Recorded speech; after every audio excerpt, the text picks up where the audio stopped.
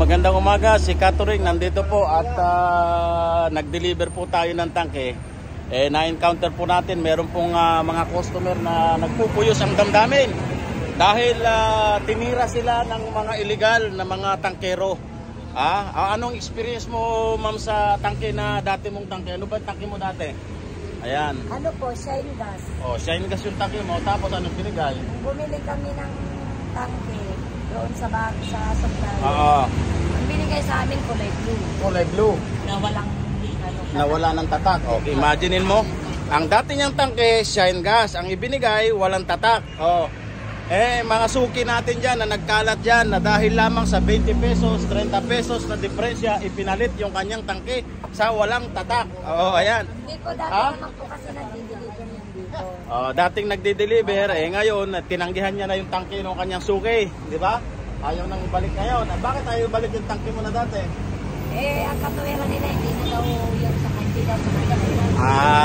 Ayun naman pala. Bigyan natin ng hustisya si tangkero. Nung bumabalik itong si Suki doon sa kanyang bagong outlet, ang gusto ni Suki, palitan at ibalik yung dati niyang tangke. Ang sabi ni bagong tangkero, sabi niya, hindi na po akin yan. Yun ang sabi. Tama eh. Kaya paalala po sa dating mga mahal na Suki, mga customer, na hanggat maaari, kahit lumipat kayo ng inyong mga outlet, wala naman pong pinagbabawal na kayo ay lumipat.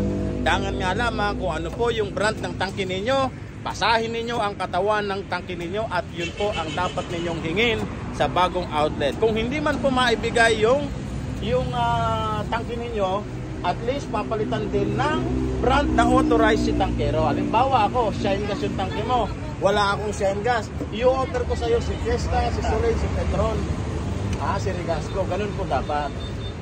Pero kung papalitan ni tangkero ng ala na, doon na nawawala yung na phase na pag-abutan na ng phase out. Okay? So, maraming salamat yung mga nauuhaw ng buko, pumunta rito sa may Commonwealth, dito sa may Biyayara. Ayan, magbubuko, malinis na malinis yan, malamig na malamig. Ayan, pinipilahan na. Pumipila na si ma'am at tumalikot na dahil ayaw niya Ayan, magandang umaga, si Catering po at ang tangkero ng bayan magbabalik sa susunod na mga araw. Maraming salamat.